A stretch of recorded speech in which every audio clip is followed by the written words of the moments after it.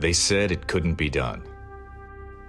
They said the world would never accept a cookie this long. Or a churro, and probably not a pretzel either. They also said, under no circumstances should those really long and delicious treats be wildly affordable. To which we said, but we already made them. And they are. Introducing the incredible new foot-long sidekicks. Get one at Subway today.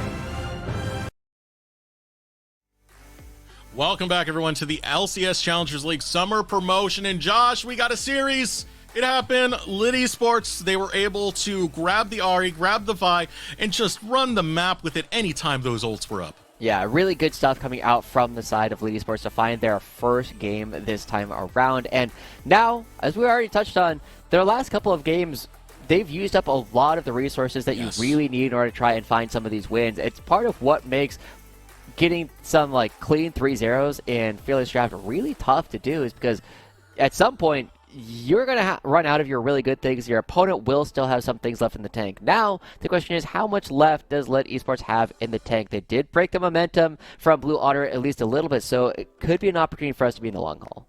I think that's a good thing to bring up, Josh. And in fact, let's pull up our banned champions to see what's not going to be on the Rift this time, because that's going to show us a lot of the resources that LiT did use, right? That game number 1 was the big one. That was a pretty big must win for LiT, and Blue Otter were able to take that. They're still at match point.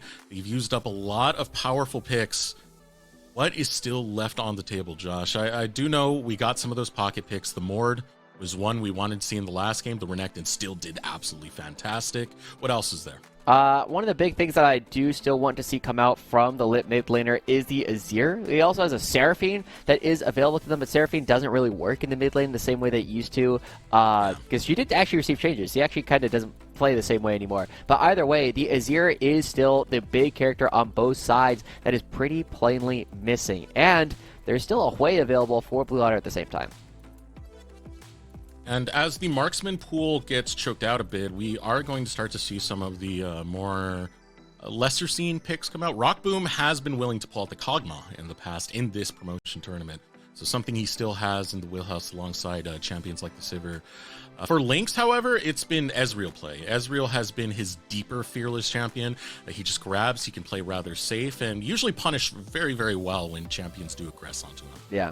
I also want to point out that it is fascinating. I think Rockboom is the only player in the world who has Jhin as his most played AD carry at this split, right? He has 5 games of it as compared to 5 games of Varus as well. I don't think this includes the promotion tournament, but it is still a position where suddenly that does become an opportunity to bring it out later on in the Fearless Draft. But at the same time, I mean, we know that Blue Otter Lynx can play the Jinx. It has been something he has shown a lot of prowess on in the past. He still has the Varus available. Whereas if you look at Rockboom, you know, he's played the Kai'Sa. He's played the Aphelios. Actually, hasn't played the Aphelios at all, according to the stats that I have available. So it does really cut down on what it is that LiT can continue to play.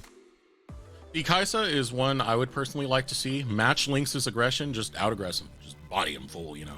Hey, we got the better hands. We'll see if they can make that become a reality as we get into the draft of game number 4. LiT Esports able to take that last game, but it's still match point for Blue Otter. It is still a very tough spot, and interestingly, Blue Otter choosing to go on the red side of the map. Now, crucially, Blue Otter will get side select for the rest of the series because they did win the first 2. That means that they will lose every...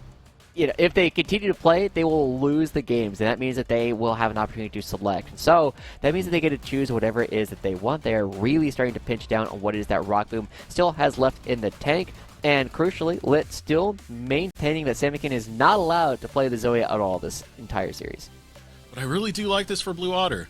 Lynx has been immaculate. Lynx has been that man. Again, prior to this match, he had a 6.6 KDA within 10 games, which is very, very impressive in this promotion tournament, especially running the lower bracket and playing the amount that they actually have. So make sure that Rockboom can't get it onto anything that allows him to like pop off. The Jinx was one of them that we did see picked earlier, didn't have that much success. Zeri was able to have that pop off moment.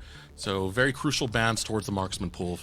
Yeah. from Blue Otter. But look at this. Aurelion Sol locked in for messages. This champion, people were saying for a long time, this is an APA champion. It turns out he's been pretty good for a while. But now, one of the crucial bans that has been let up is the Callista coming through from the side of Blue Otter. This has been something that Lynx has been banned against him, I believe, this entire split, or rather this entire series so far. He has a lot of aggression on it. We've seen what he can do even without some of the more aggressive early game AD carries, and it creates a lot of pressure on the other side of the map. And crucially, we've been seeing this hover up quite a bit, but one of the things about Aurelion Sol is you are very easy to attack for a lot of mid lane jungle combos, and we just saw what happened when LiT Esports was able to play the RA plus the Vi.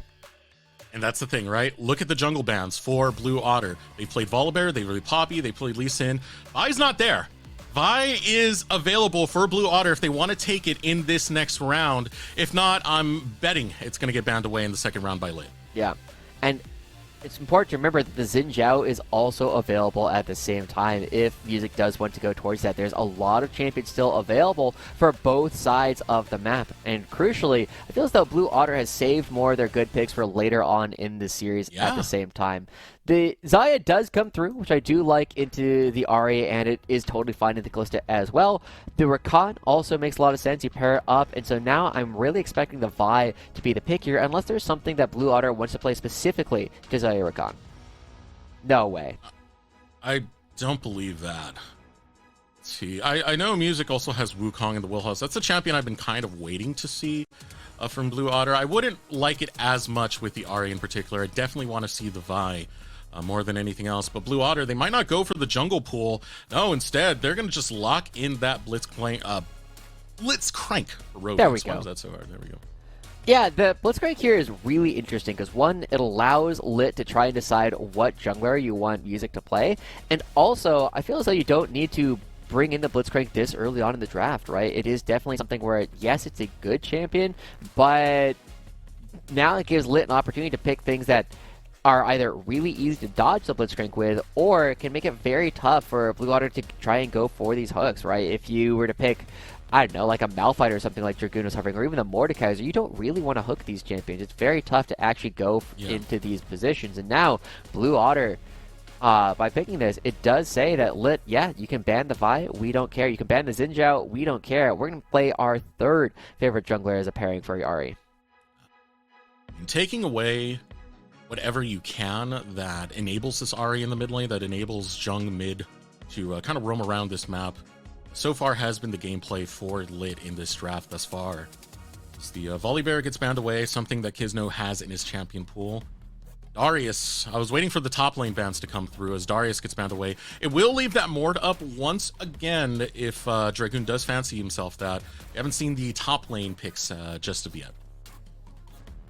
And I'm curious what it is, because we have to note that Dragoon has been getting the best of Florence basically every game so far this series. It hasn't mattered through most of them. Game 3 is the only time where the Renekton or Dragoon is particularly relevant during the fights, because the rest of the game had collapsed. Now with the Wukong ban coming through, we got to go back to the obvious one is probably going to be the Xin Zhao coming through for Music, which is a good champion, a decent pairing with Ahri, but not going to be having the same kind of guaranteed crowd control that Ahri kind of relies upon to land the charms.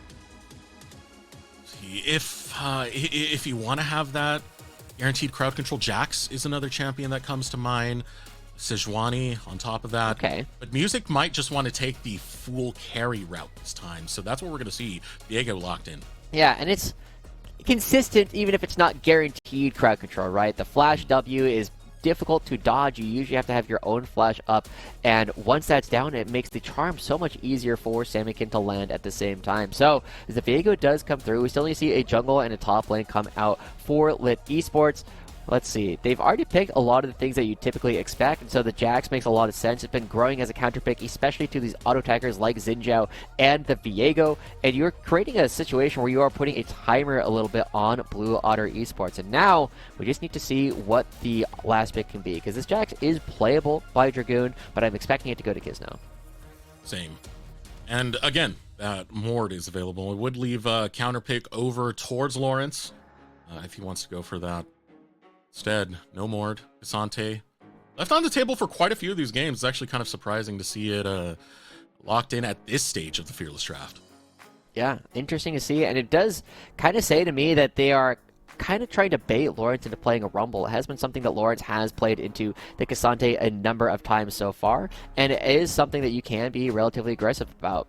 One of the things that they are currently missing, even with this Snar pick, is they don't have a great front line. It's not really easy for them to face check any bushes. They're relying on mobility and then having vision control in order to win a lot of the skirmishing and the vision game during a lot of this early parts of the game and when you start setting up for the objectives.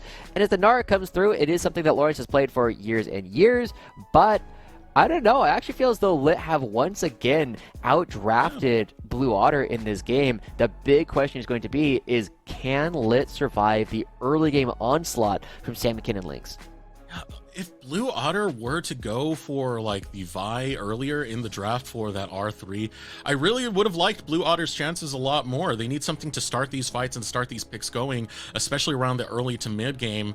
If you're going for something where you're looking to over-index for the 5v5 later on and just skirmish around these neutrals, I don't like it because right now LiT can take some of those early advantages and make this situation where Blue Otter are fighting from behind.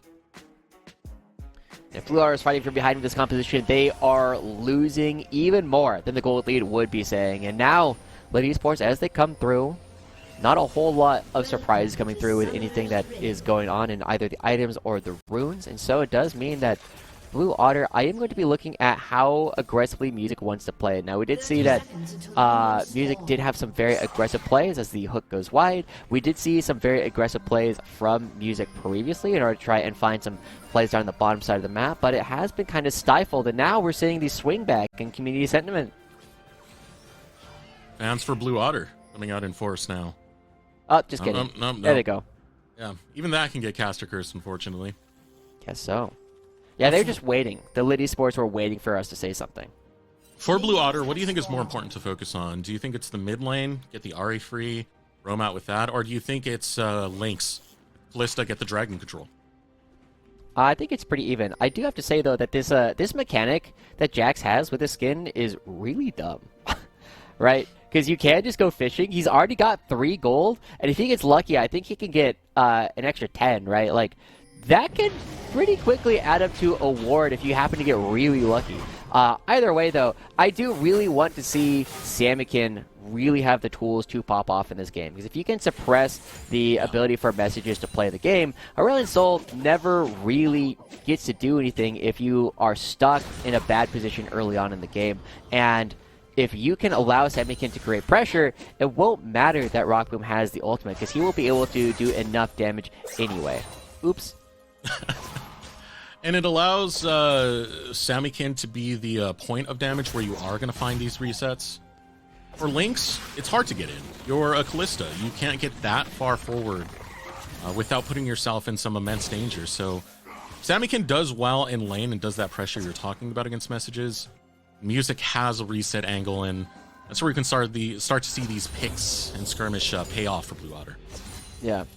And Rovak's hitting a little too early, but not necessarily going to be able to do anything with it. Good job from LiT to make sure that they play behind their minions as much as possible. But look at this from Music. He's going to be going for a very similar aggressive route and trying to create pressure with his bottom lane.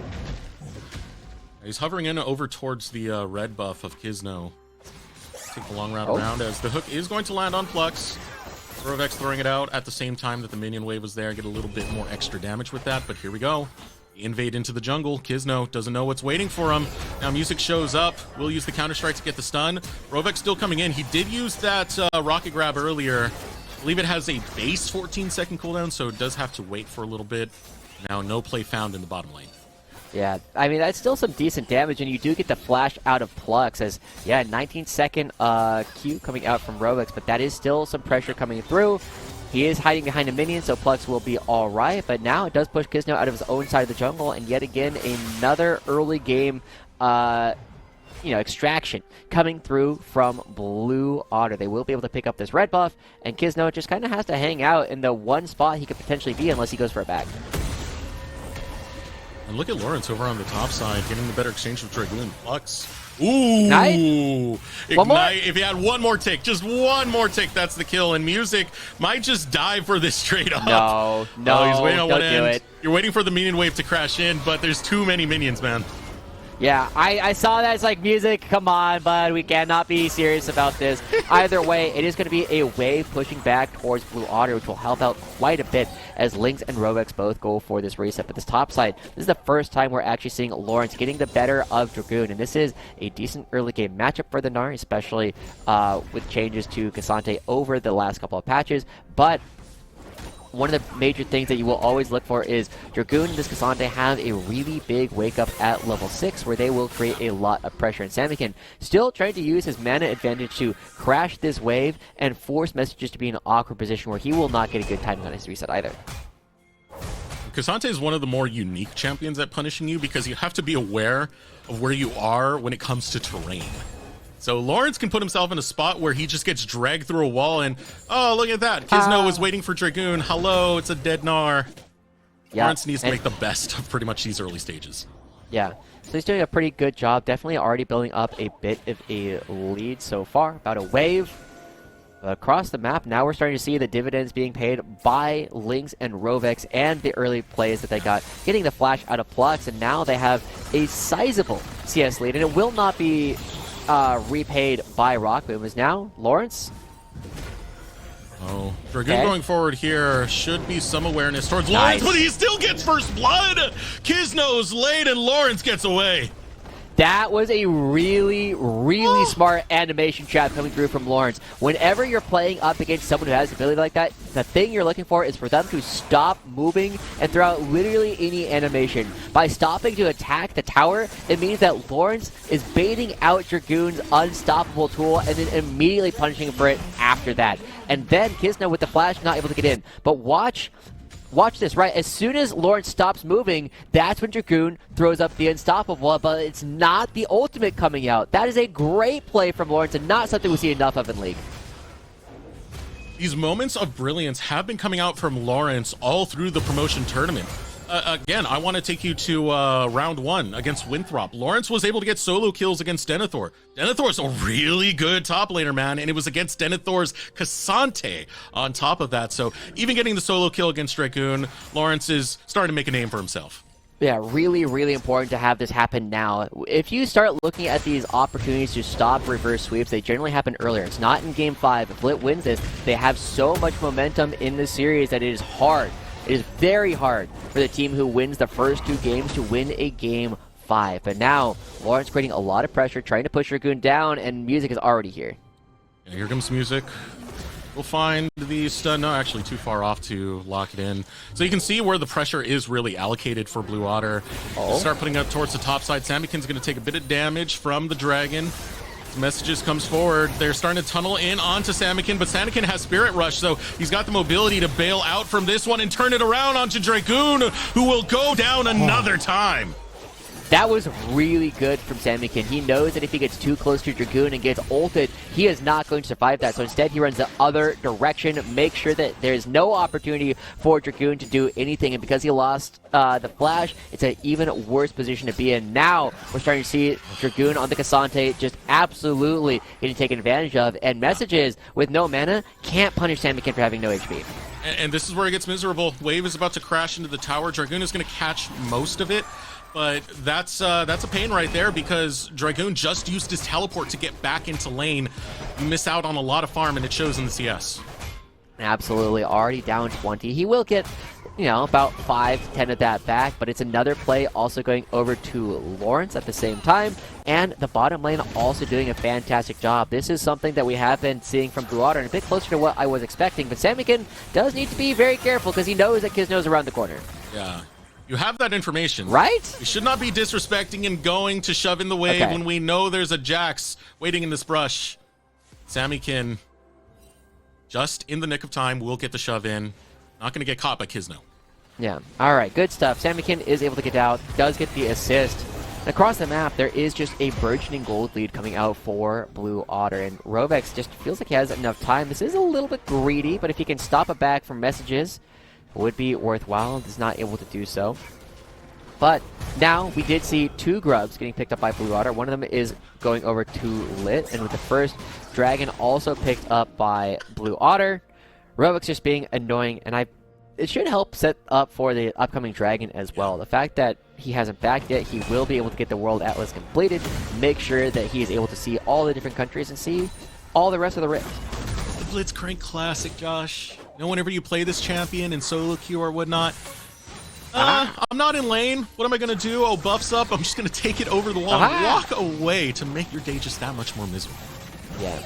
It's not usually like a very impactful play, but man, is it annoying. It's so annoying. And when you're dealing on low morale, who knows? Maybe that's the straw that breaks the camel's back. But now, potentially looking over into this bottom lane, you have Kizno on an angle. Yeah, Kizno, he can get into the river. He doesn't know that there's no wards there, I don't think, but we definitely do. And it does create some situations where Rovex finds a hook. Yeah, nice hook. Far from the group is going to be Music, so this is going to be a 2v3 for a while. Featherstorm comes out, Fate's Call will get one back. As Plux gets knocked up, but Lynx will take him down. No. Rovex is still alive. They'll chase him down. They'll rend him down, and Music gets the kill. But there's the counter-strike. Over the wall comes Sammy. Ken with the Orb of Deception.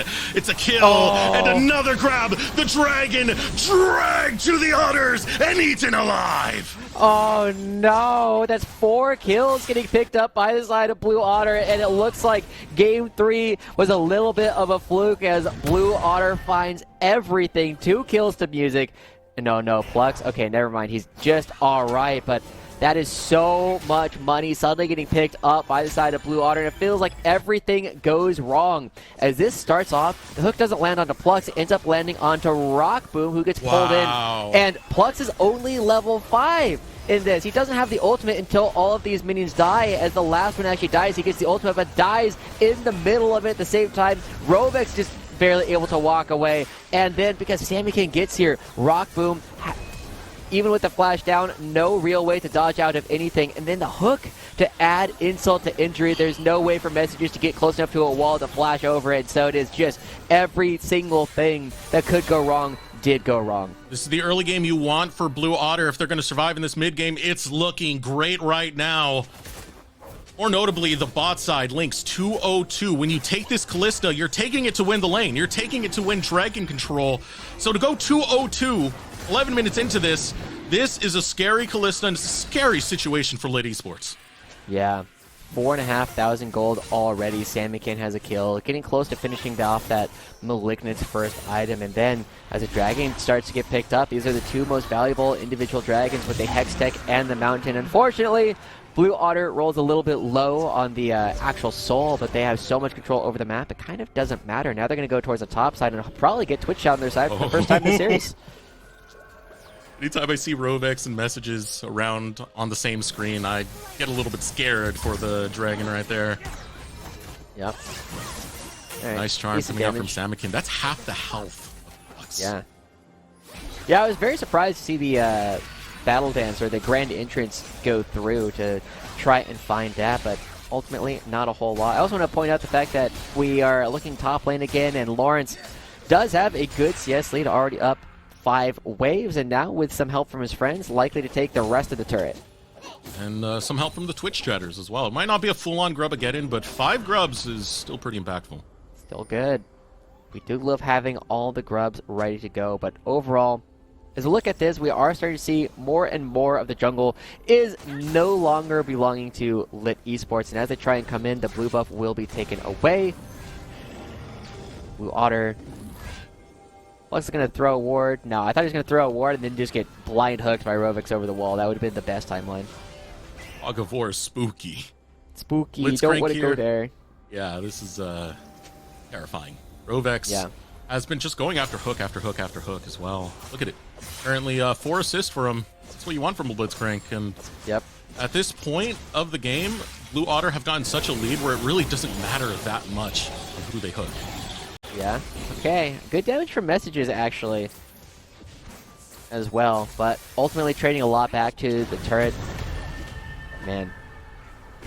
I would love to play the Gnar in this game, because as soon as you get this far ahead, it's really hard for anyone on the other team to do anything, because you end up getting tanky you're not tanky, but you're tanky enough at this point in the game to kind of dance away. And as long as you use your hop in the right way, you can get out of a lot of situations where people might not think you'd be able to. And now Rovex creating more pressure. Oh my gosh. Just the tail feathers. I felt that. Yeah, he saw the finger kind of flick his nose. Didn't get the full hand in. It's Blue Otter set up in the mid lane. Flash forward forces out the Feather Storm of Rock Boom. You got to be quick on that ultimate. Yeah, that's tough. Once again, feels like a trade in Japan, but it is going to be yet another spot where this Rift Herald is going to be completely owned by Blue Otter. The first turret did go down up in the top side, courtesy of Lawrence, and now he can shift his attention down towards the bottom side. The Rift Herald going to get completed as the Charm lands in the mid lane against Flux, and Rovex says, Charm, Charm, Charm, crowd control, let me in on this, let me hook someone, let's go! I also want to give a shout out to Samikin there, because after he lands the Charm, he tries to wait for the, I don't remember what the new item is called, but it's like the Crown of the Shattered Queen effect, right, where you don't take any damage at all. Trying to wait for that to fall down, and ooh. Alright. Lawrence, check the Gromp. Just take a peek, Lawrence. On the corner. Okay. Stare at the dragon. Lawrence is kind of surrounded right now. The rest of Blue Otter are coming off the respawn. But that's not really going to matter, as they don't really look to pressure Lawrence for the time being. We still got a minute 30 before the next dragon does spawn. And with a 6k gold lead, Blue Otter to fancy themselves good variety, a smorgasbord of win conditions. Yeah. They can kind of do whatever. They do want to keep the pressure up because messages will get stronger and stronger.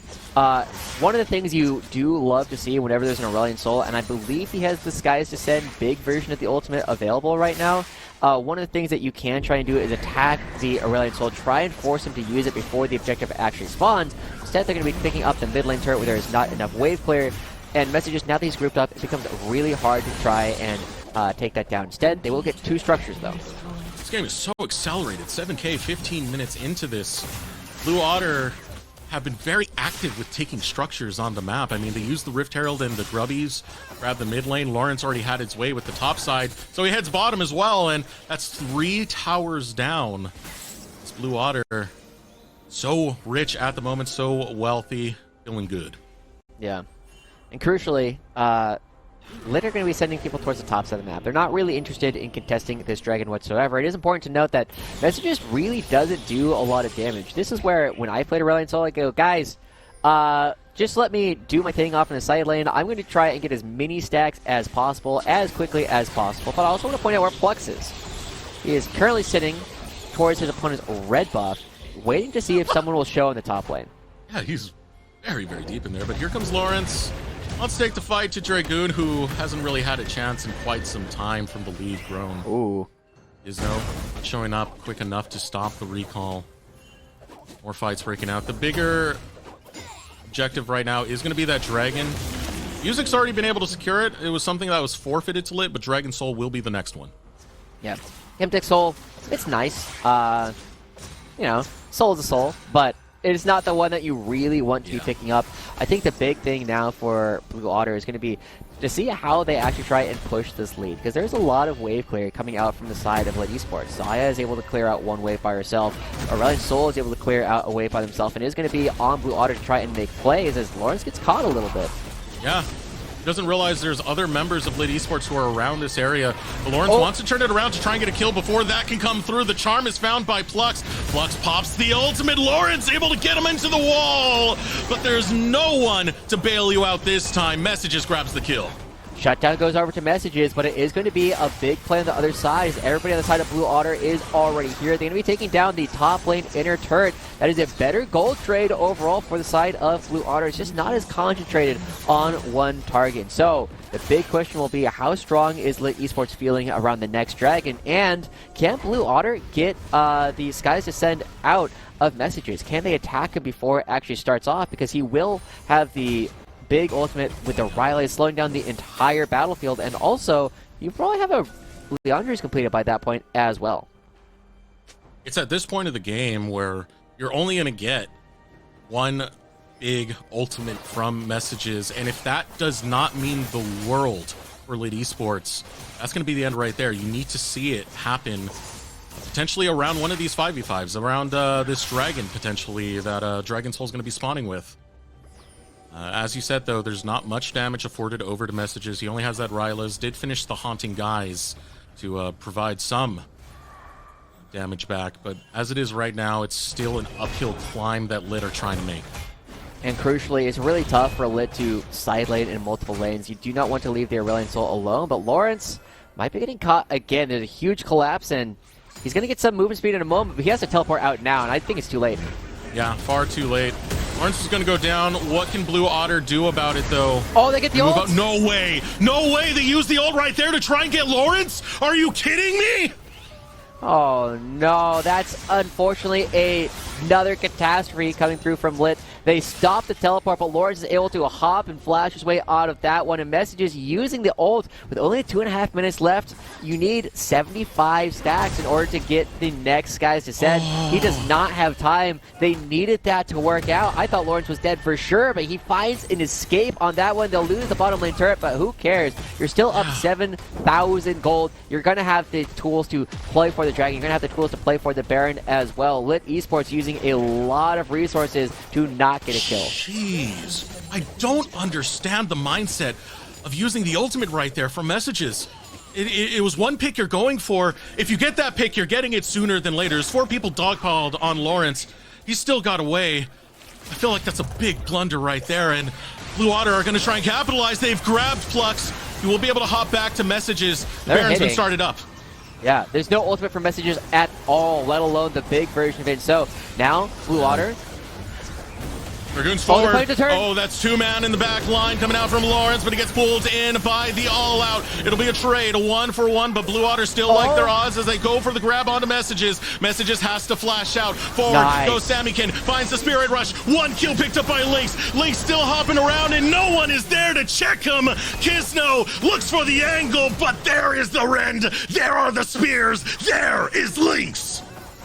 Still, though, a 2-for-3 is not bad coming out from the side of LiT Esports. They are able to pick off Lawrence relatively early in that fight, and they also get a shutdown onto Music as well. I like the boldness from Blue Otter to try and go for the Baron very early on, but it was a confused turn. They didn't know who they were trying to hit. It's gracious. 45 seconds before Dragon Soul comes up, and right now LiT are trying to hit back onto the map to try and defend against this. Keep in mind, again, that ultimate, that big one we were waiting for Messages, it's not there. You're not going to have it. So you don't have as much teamfight potential, as much teamfight prowess as you want for this. This is Blue Otter's court. Sammykin has the ultimate, but crucially, Lynx and Music went to wait a little bit of time in order to get it, and yeah. Oh no, you can't have a hook right now. The charm follows through, and Flux has to bail. Still though, LiT Esports fancy themselves a fight. Dragoon's too far forward, has to flash out to bail, but that's still a pick nonetheless. And another one found by Rovex. Lawrence on the opposite side slams him against the wall, and Kisno is dead. Now looking for air, looking for space is Lynx. Dragoon tunnels onto him. He goes towards the side. They finally got Lynx, but it cost them everything. Messages to the only survivor. 2 fallen for the Blue Otters, but they have Dragon on the table.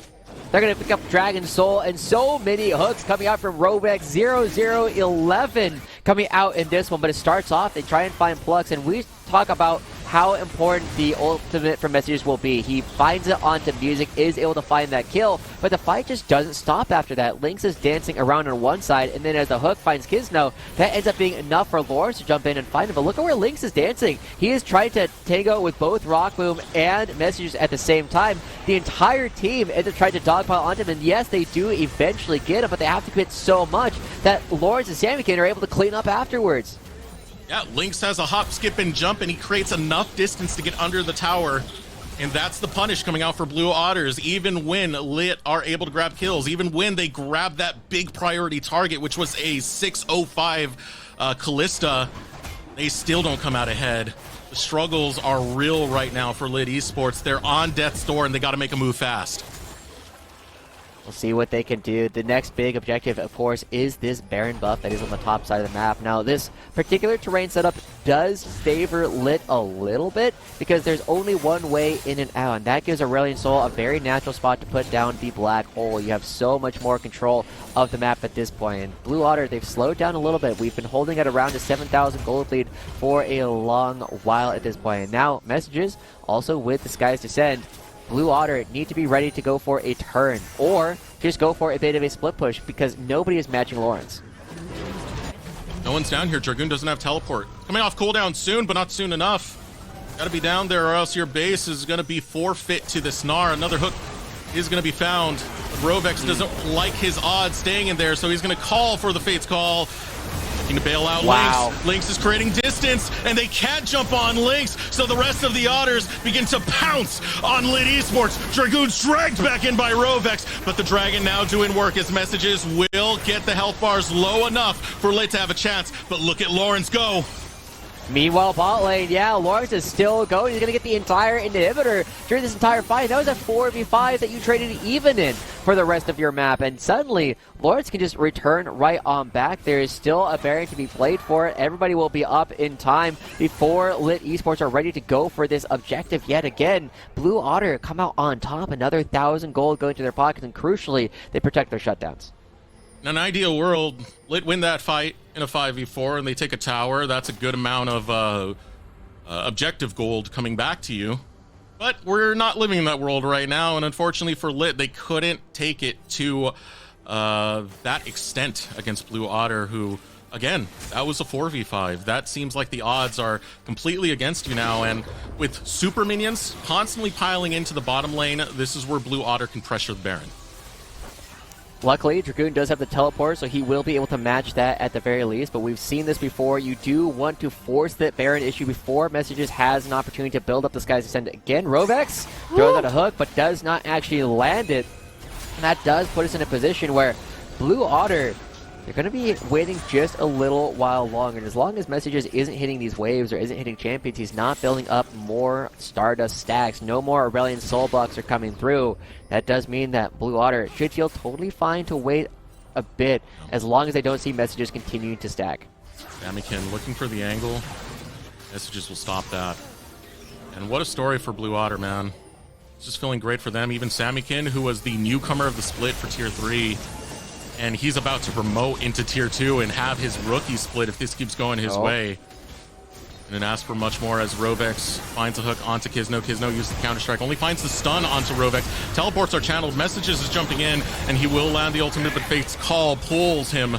Rovex back to safety. Lawrence has to hop over. Meganar is now available, and Kiz is running low. Music chases him, and there's the resets. Finds one, looks for another. Samikin will get the opposite end with the stun found by Lawrence. Messages is losing his front line. They are getting slain piece by bloody piece, and Blue Otter with a triple kill found by Music. It is violent, it is vicious, and right now they're looking for a way into the NACL. And Samikin looking so good. This newcomer of the split popping off in that last fight, walking all the way around, having the time to actually get there. This means the Lords will open up another inhibitor, but watch Samikin's positioning during this entire fight. As the fight starts to break out and Kizno jumps in on the support, Samikin will spend his time to go around this wall in its entirety before he finds a way back into the rest of the fight. As he jumps in, he finds a perfect angle onto both Rock Boom and Messages, but instead knows that he just needs to get his team back in the fight. If he can find his way into this front line, he will be doing so much damage, and as everything else just lines up, Samikin landing ult after ult after ult every single time he resets. In the last interview that we saw with Blue Otter League after their win against Winthrop, Music was highlighting Samikin so much, Josh, and it's very clear to see why. The potential on this kid, it's a lot of fun to see. The champions he's able to pull out, some of the performances he's been pulling in, and Blue Otter so close to making it into the NACL right now, and seeing Samikin, seeing his face join the rosters of the mid laners we have there is a very exciting prospect. Exactly. whenever I see these kinds of players where they play fights crazy and they just need to work on their laning phase, I always think back to Mazu, who's again going international in his first split in the LCS, and we'll get to see whether or not Simikin can follow in those footsteps. Right, Rovex goes for a hook, but looking for the back line. LiT Esports, Dragoon wants to find an angle, but Music has already got the first reset. Nice. Samikin over the wall to double kill for Music. And this is the end waiting to happen. Messages taken out of the skies and slammed like the meteor he threw at Lawrence. Blue Otter League, they get the ace, and we want to welcome 2 new teams. It's not just CCG being the new face, it's Blue Otter League, and they take the series win in the best of 5, 3, 1.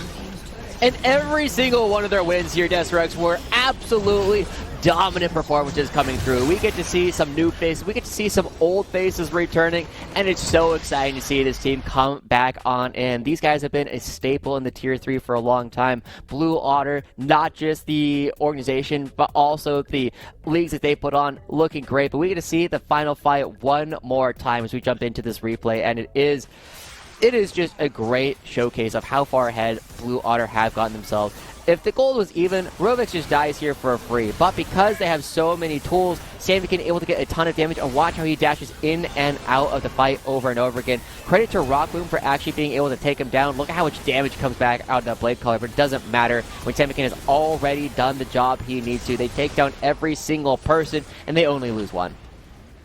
2 new teams in the NACL. It feels good seeing these new faces, because even though with Blue Otter, sure, we have players that are returning with both Lynx, Music, Rovex. Lawrence has not been in, well, actually been in Tier 2 in the past. It's Samikin, who's the big newcomer, and of course Lawrence dusting it all off to make his big return, man. It's got to feel good for Blue Otter. Shout out to CCG on the side for being our other team. We are going to throw it over to short break because we want an interview with some of the members of Blue Otter, so we'll be right back. Be sure to stay tuned. Introducing the new footlong sidekicks at Subway. Try the warm and delicious footlong cookie, footlong pretzel, or footlong churro.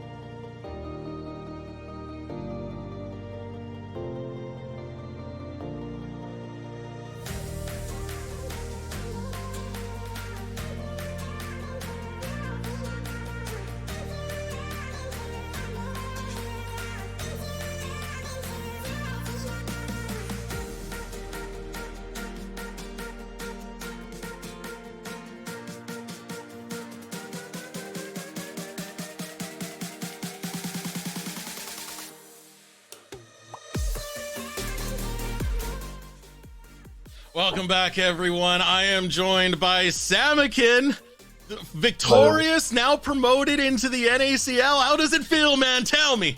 It feels amazing. It honestly doesn't feel real. Oh my god. Yeah, you've gone from newcomer of the split to now a rookie in the NACL. So talk to me a little bit about your journey. How was the regular season, so to say, for you guys? Well, before I was picked up, the rest of my teammates were already as a 4 stack. They were just looking for a mid laner pretty late into the season, so they ended up picking me through some connections I had and music mainly, seeing me in the off season play against like Toasty Alex and like the EG Combine. And before that, you might know like as like the Abandoned Kittens were my former teammates. We played a lot together for like the past 2 years, and they really helped me like get into the amateur scene for a long time before I found like other opportunities. And like they were happy that I found them, so I'm grateful for them, and I'm grateful for my teammates as well. That's awesome. I know I've seen your name bounce around for a little while and also play in some of the, what do you call it, a lot of the combines over the past couple of splits. You definitely impressed a lot of people at places like the EG Combine, but now you have to actually showcase what you can do in the Challengers League coming up. So is there anybody in Challengers League you're really looking forward to playing against? Yeah, I know a lot of people know this already from like a previous interview, but I really do like want to play against Toasty Alex a lot because I see him as like my sort of rival, because we played in the EG Combine together, and he was like my first like real opponent going into like the tier 2 league, in a sense, because he was like at that level when I played against him, compared to everyone else. I like that because he was a newcomer last split, and now you get to join him on your rookie year, so that's going to be a lot of fun. I want to know about how this bracket was for you guys, because at the very start, you fall to Winthrop, then you have what some people's favorites were, Mirage, to promote, and you take them out. You get revenge on Winthrop, you beat LiT. How was that lower bracket run for you? Honestly, we were really sad when we lost to Winthrop in the best of 3. And we played against Winthrop so much. That was your Qualifier 1 finals opponent that you beat last time, right?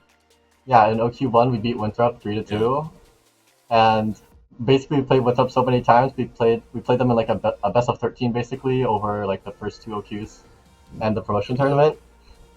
And then the one thing I was really sad about during both these OQs is that CCG made a really good new team, and we never got to play them in OQ2 because we ended up falling to a lower bracket. So like that was like my biggest grievance, not being able to play and test against CCG.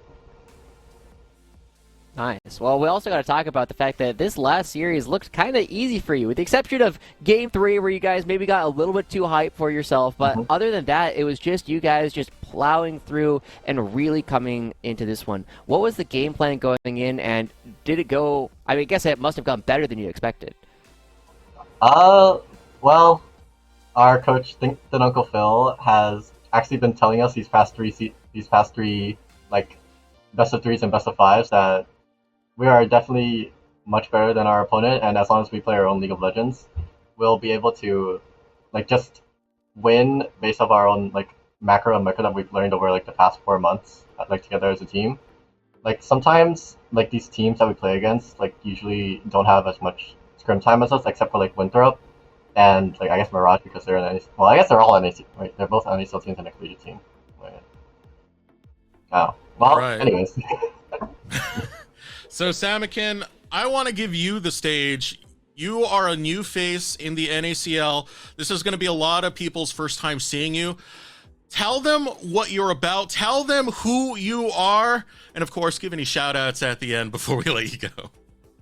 I think a lot of people know me for the Zoe stuff. I definitely put out a lot. I've been a Zoe main since, like, what, 4 or 5 seasons, which is where, like, this Zoe... quote-unquote Zoe player like title came from. I always get it banned except for a few games, and I really wish I could play Zoe more, but like being able to showcase that I play like a lot of other champions as well is like a really nice thing to be able to show to a lot of these newer people who are just getting to know me. So I don't have like the Zoe one-trick mantle on me all the time. You do got that Lux in that way, so any shout-outs, brother? Let's see. So I definitely want to shout out my teammates for picking me up and giving me the opportunity, especially Music, to go on a limb and to play with a newer amateur player, especially as a veteran. And my coach, Uncle Phil, he's the one that taught me so much macro and micro that I was lacking in a lot of just like solo queue, since I'm a very like newer comp player. And also, let's see, I also want to shout out basically just all the combines that have just been giving me all these opportunities, because to go on a limb and just take like people out of solo queue is like definitely something that's been like a lot more forgotten as a sense of scout, as like a way of scouting people. So I'm really glad that I was in a position to be able to get scouted from these people taking the chance for me. All right. Well, today you are not Sammykin, you are Sammy King. So go celebrate like one. I want to thank you so much for joining us, man, and best of luck. We look forward to seeing you in the summer season of NACL. Thank you. All right, Josh. Almost done. How exciting, man. How exciting. Very exciting. You get to get Blue Otter, which is, by the way, a name that's been around for a very, very long time within the League community, especially in a lot of tier league. I know Rafa played in Blue Otter. A good friend of mine, Kirby, who's probably in the Twitch chat, played in Blue Otter. So it's nice to see them evolve into actually having a team participating in. It's great stuff, Josh. Yeah, it's also a great way to try and find your own way into some of these teams and try and figure out how to play all this competitive stuff. Let's take one more look at the bracket and see exactly what it is that we've got going on. As a reminder, of course, we have CCG Esports. They qualified earlier this week, as well as Blue Otter, the two new teams coming through into the North American LCS Challengers League. And that does mean that these guys will be going up against all of the teams that you know and love in Challengers in summer 2024. But with that, got to start wrapping up. And with this wrap up, you got to give thanks, man, because so many people made this season possible. Of course, Cynthia works behind the scenes, as well as Kai. He's just absolutely amazing. Emery does a lot of the stuff behind the scenes as well. Who else am I missing? There's Caddy, all of our observers, so many different names, man. But I am forgetting one thing, our Samsung Fast 5. So we got to pull that up before I get... I'm trying to get to WrestleMania, man. So let's pull up the Samsung we gotta get thanks to the Samsung Fast 5 so we can actually close it for the day. Still, thank you to production, nonetheless. But yeah, what stands out to you? I mean, we got to give a shout out to a team that has a player in every single position. That doesn't happen very often. You see a lot of 4s, but not a lot of 5s come through, as every single member of Blue Otter finds themselves on this list. And 3 of them are in first place on their own team. Shout out to Lynx in particular for getting the fastest kill before the minions even get to lane. Lynx and Sammykin are 2 names I'm going to be watching out for once we get into the next season. Crimson's another one, that's for sure. We get to see Final Brother make their entrance from both Viper and General Sniper. But that is finally going to do it for the broadcast. I want to thank all of you so much for what has been an absolutely fantastic season of the NACL, both in the spring regular season, getting to enjoy the live stage with the NACL finals. Of course, this promotion tournament to set up the summer. It's a lot of fun, and it's great to see the development of North American League of Legends. We will be sending out a raid, and unfortunately, my my VMix is kind of hiding who we're raiding at the moment, so let me try and full screen this. It's Sajed. Okay, there we go. So go ahead and give our rookie of the split a good hello, as well as our NACL champion from last split. Off that note, my name has been Eric Desirix Beltran. This has been Joshua Joshi Howard. Josh, do you have any closing statements? Because this is the last time, man. You got to put it out. This is it. No, this is it. Thanks so much for having us back on, letting us into your homes as well to allow us to bring you the stories of all the different players. We got some new players. We got some old players. We're going to have a great time, and we can't wait for summer to get started. So that's the end right there. We want to thank you all. We will see you next time in the summer season for the NACL. Take care, everyone.